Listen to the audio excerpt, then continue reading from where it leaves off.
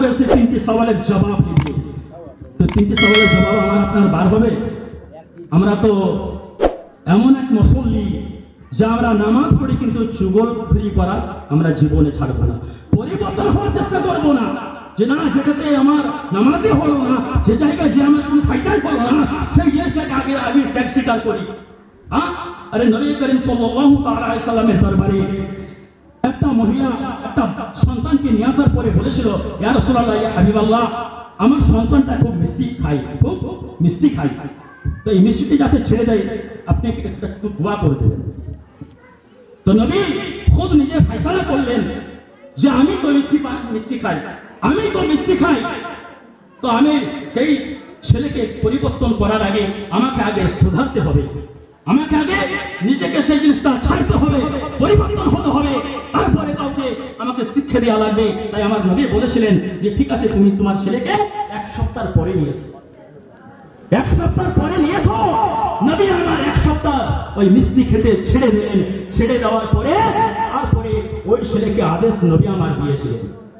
কিন্তু আমাদের সেই শিক্ষাগুলো নেই যে আমরা সন্তানকে নিয়ে এসেছি, জন্ম দিয়েছি, জন্ম দেওয়ার পরে আরে গার্জেন থেকে পরিবর্তন সন্তান করা হয় কি হয় না? গার্জেন যেভাবে চলবে তার ছেলে সেভাবেই চলবে। গার্জেন যদি নামাজি হয় ছেলেও নামাজি হবে, গার্জেন যদি সুদ খাওয়া ছেড়ে দেয় ছেলেও ছেড়ে দেবে, গার্জেন যদি জুয়া খেলা ছেড়ে দেয় ছেলেও ছেড়ে দেবে, শরাব পান করা ছেড়ে দেয় ছেড়ে দেবে, সেও ছেড়ে দেবে। ছেলেকে তৈরি করার আগে নিজের গার্জেনকে ভাবা দরকার যে আমি ছেলের সামনে খৈনি খাচ্ছি, ছেলের সামনে বিড়ি টানছি, ছেলের সামনে আমি গাঁজা খাই, তো সে ছেলে আমার পরিবর্তন জীবনে হবে? হ্যাঁ, হবে না। অতএব গার্জেন হয়ে পরিবর্তনটা নিজে হওয়া দরকার আছে, তারপরে নিজের ছেলে অটোমেটিক পরিবর্তন হয়ে যাবে। তাই আপনাকে বলা হয়েছে যে দায়িত্ব এটা ভাবেন না যে ছেলে আমি দুনিয়াতে নিয়ে এলাম আর আমার কোনো কর্তব্য নয়, না।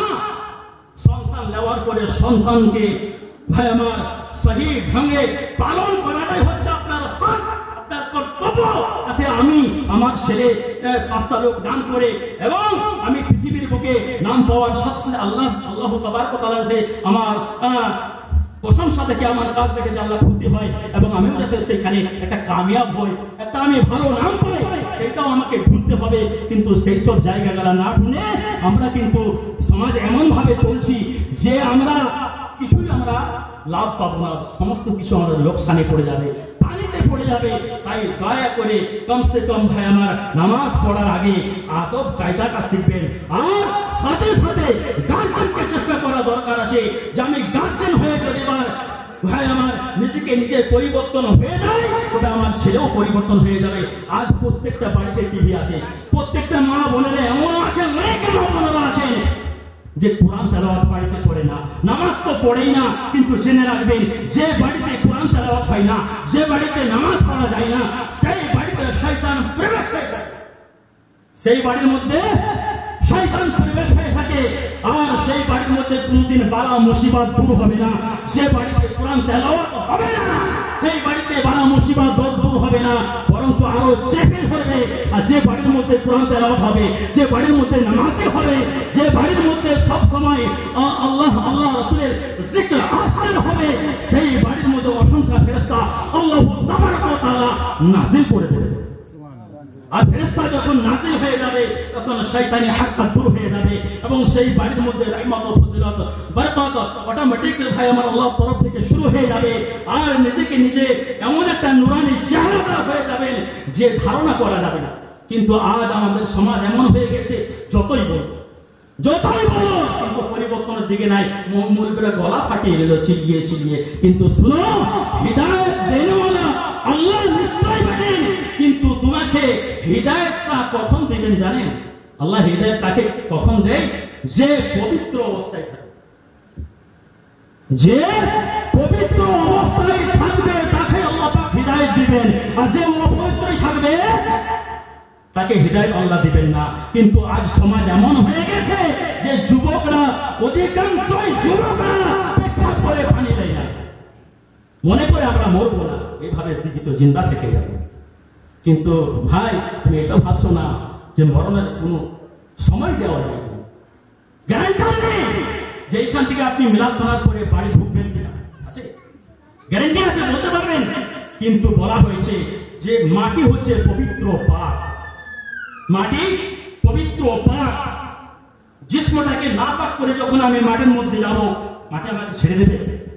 হ্যাঁ, মাটি তো মাটি যখন ছাড়বে না, তখন যে আমার কবরে যা আযাবটা হবে তার থেকে ৭০ গুণ আযাব আরো বেড়ে যাবে।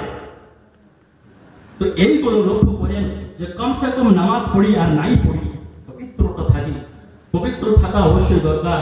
আজ এমন এমন মুসলমান ভাই আমার যুবক ভাইরা আছেন, এমনও ভাইরা আছেন যে একটা পকেটে টুপি পর্যন্ত থাকে না, কিন্তু ২৪ ঘন্টা একটা পকেটে টুপি নিয়ে রাখবেন। এই টুপির এমন একটা মান মর্যাদা আছে, সম্মান আছে। টুপি রাখাটা, টুপি কেনাটা হচ্ছে সুন্নত জিনিস, নবীর একটা সুন্নতকে পালন করা যায়। এই টুপি যদি আপনার পকেটের মধ্যে থাকে, ইয়ার সম্মান ইজ্জতে আপনার সম্মান বেড়ে যাবে। আপনার ইজ্জতকে বাড়ানো করে দেওয়া হবে, সম্মানকে বাড়িয়ে দেওয়া হবে। কিন্তু মুসলমান আজ অন্য মসজিদে যখন আমরা নামাজ পড়তে যাই, তখন ওইখানে রুমাল ঢুঁড়ি, ওইখানে টুপি ঢুঁড়ি, যে আমি তো টুপি নিয়ে আসি নাই। কেমন মুসলমান যে আমরা একটা টুপি নিয়ে সেই জায়গায় যেতে পারি না? আমরা সফরে যখন যাই, আমাদের এত বেহুরমতি হয়ে গেছে যে আমরা জানি যে আমাকে সফরে যেতে গেলে পেছাবের প্রয়োজন হতে পারে, সফরে যেতে গেলে পায়খানার প্রয়োজন হতে পারে, সফরে যেতে গেলে আমাকে প্রয়োজনীয় জিনিসগুলোকে আমাকে হাতে নিয়ে যেতে হবে। কিন্তু আমরা নিয়ে যাই? আমরা নিয়ে যাই না। কিন্তু সেখানে দেখা যায় কি যে পেছাব করা সেখানে যেখানে করবে সেখানে পানি নাই। আপনি কি করবেন?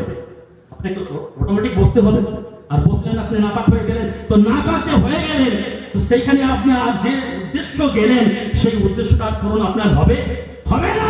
অতঃপর সেই উদ্দেশ্যটা ভাই আমার পূরণ করার জন্য পবিত্র অবস্থায় থাকা অতি অবশ্যই দরকার আছে।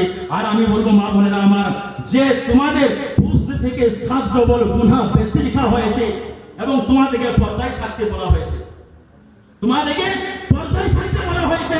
কিন্তু আজকাল মা বোনেরা আমার বেপর্দা হয়ে ঘুরে বেড়াচ্ছে রাস্তার মধ্যে। কিন্তু জেনে রাখো যে আল্লাহ তাবারক ওয়া তাআলা বলেছেন যে দায়ুস আদখুলুল জান্নাহ, দায়ুসরা কখনো জান্নাতে যেতে পারবে না।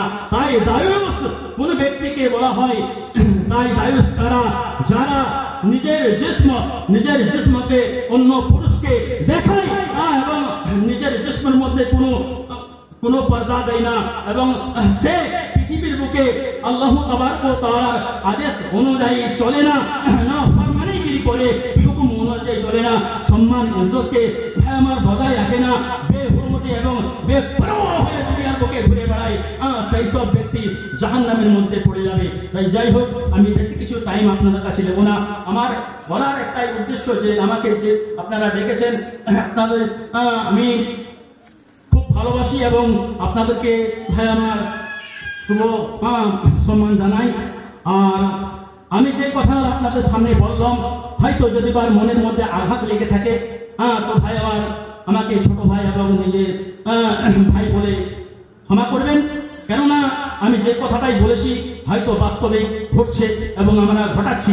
আর এইগুলো আমাদের মধ্যে যদি থাকে, তো নিশ্চয়ই আল্লাহ তাবারক ওয়া তাআলা আমার প্রতি দয়া হবেন, রহমত হবেন, ফজিলত হবেন। এবং আল্লাহ রাব্বুল আলামিন বলছেন যে সদা সর্বদাই যে পবিত্র অবস্থায় থাকবে তার সাথে আমি আছি, তার সাথে আমি আছি। তোমাকে কেউ ক্ষতি করতে পারবে না, তোমার কেউ সর্বনাশ করতে পারবে না। তুমি যদি সহি ঢংসে চলাফেরা করো, তো আমি তোমার সাথে সদা সর্বদাই আছি। এই বলে বক্তব্য করবো। আলহামদুলিল্লাহি রাব্বিল আলামিন।